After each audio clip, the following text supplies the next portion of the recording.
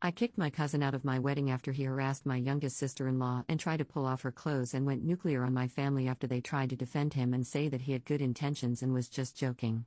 Posted by you/better_jellyfish_. So my wedding was 2 weeks ago, and I feel like I'm living in the wreckage of a bomb I set off myself. I'm so lost, and I need to know if I'm the monster my family is making me out to be. I, 28F, just married the love of my life, 30M. His family is Arab Muslim, and they are, without exaggeration, the best people I have ever known. I'm an only child, and my own family is really complicated. And my husband's family welcomed me with open arms from day one, so for the first time, I felt like I had a real, supportive family unit. I'm basically an only child.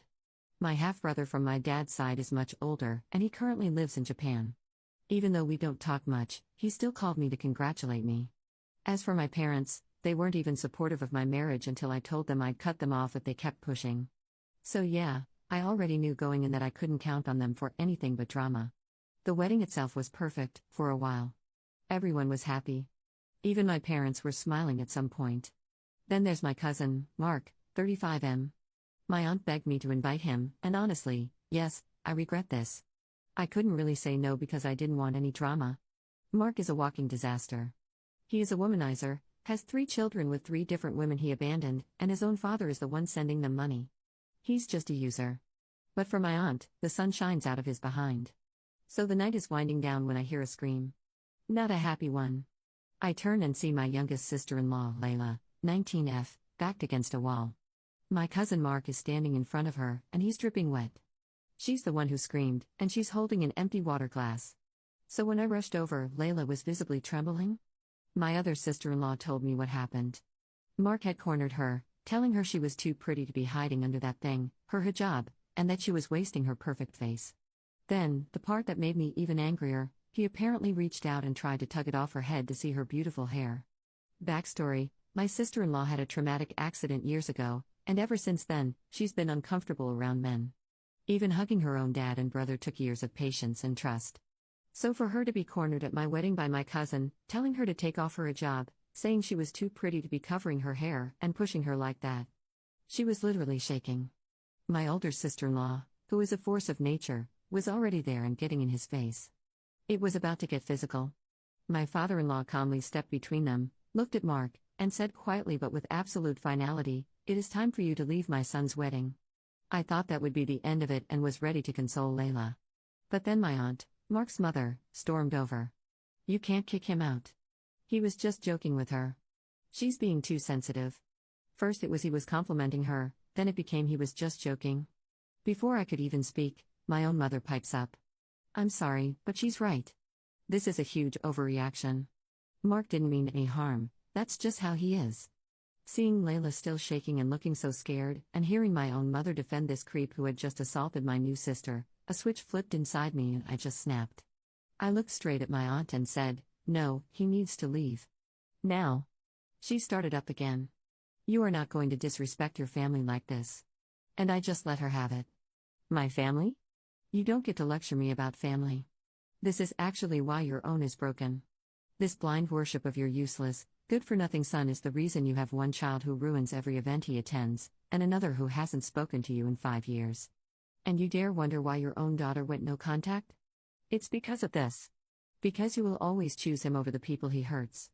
So yes, he is leaving, and you can leave with him if you want." The entire area went dead silent.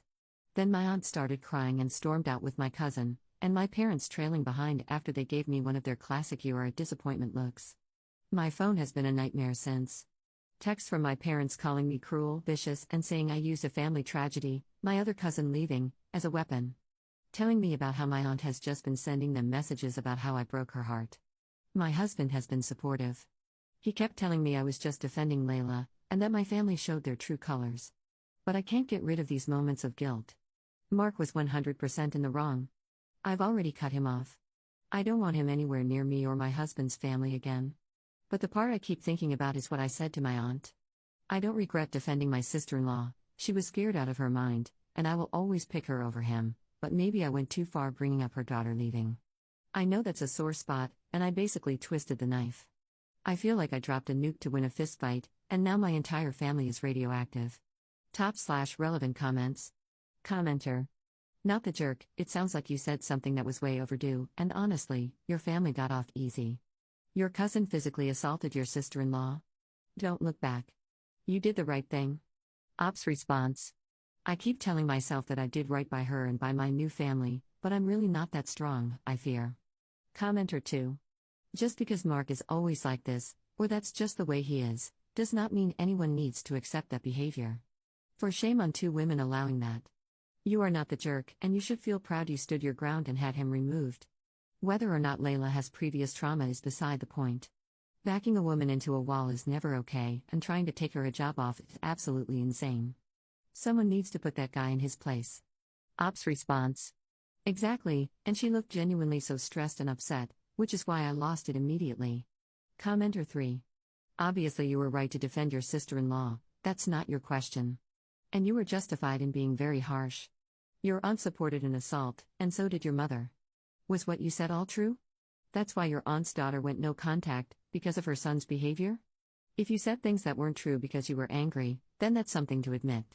If it's true, then in my opinion you've done nothing to regret, and it's a pity more people aren't telling your aunt the truth. Maybe she'd be able to have a relationship with her daughter if people had given her a reality check. Ops response. Thanks for this comment. It's actually making me think a lot. To answer your question, yes. What I said was true, and I think that's what's making me feel so awful about it because it felt like I was really weaponizing it.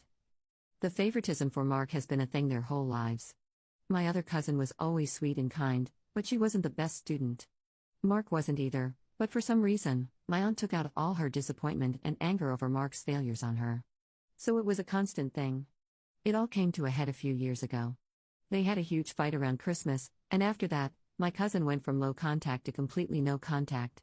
It absolutely devastated my aunt, but the saddest part is that losing her daughter just made her cling to Mark even harder.